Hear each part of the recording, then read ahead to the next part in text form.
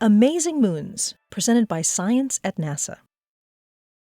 When the space age began more than 50 years ago, explorers were eager to visit the planets of the solar system. As the years have passed, however, astronomers have realized that the moons of the solar system may be even more interesting. Many of these moons are water worlds, and planetary scientists, like golden retrievers, always follow the water. On Earth where there is water, there is life, says Brian Day of NASA's Solar System Exploration Research Virtual Institute. It doesn't matter if it's boiling hot like the bubbling acid hot springs in Yellowstone National Park, or frigid like the waters of the Arctic. Consider Enceladus, a tiny moon floating just outside Saturn's rings. This little wonderland features a vast underground ocean that could be friendly to microbial life. That ocean is capped by a thick crust of ice. Yet, NASA's Cassini spacecraft found Enceladus busily puffing plumes of water vapor, icy particles, and organic compounds out through fissures in its frozen outer shell. Cassini has actually flown through these plumes a few times, sniffing out their composition. Day says the exciting results from Cassini have researchers designing possible future missions that would provide more detailed analyses of Enceladus's water and look for potential signatures of life. Titan, another of Saturn's moons, is shrouded in a thick atmosphere of nitrogen and methane.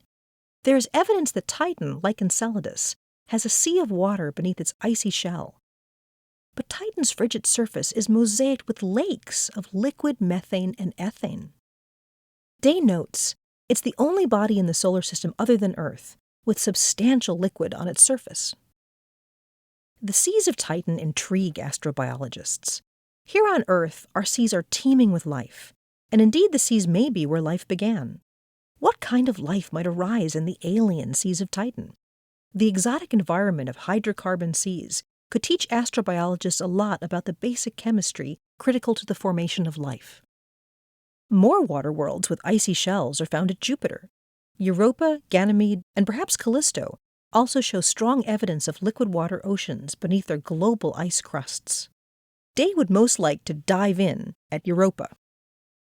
This is a big world, much bigger than Enceladus and even bigger than any of the dwarf planets. Europa's ocean is a significant body of water with amazing potential for life. In fact, Europa has twice as much liquid water as Earth, and like the water of Enceladus, it might be accessible.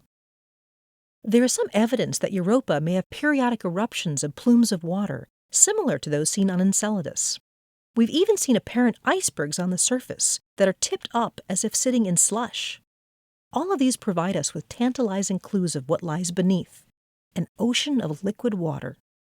Meanwhile, orbiting Jupiter not far from Europa is a completely different kind of satellite. Io, says Day, is the most volcanically active body in our solar system. Io gets its fiery warmth from tidal heating, that is, a back-and-forth stretching of the moon's interior caused by Jupiter's intense gravity. Each moon is stretched and pulled differently, causing varying rates of tidal heating. Orbiting more closely to Jupiter than the other Galilean moons, Io is stretched the most, hence its volcanism. Europa, next closest to Jupiter, is stretched less, followed in order by Ganymede and Callisto. Day continues, saying, tidal heating is a source of energy that can melt ice and expand the potential for life.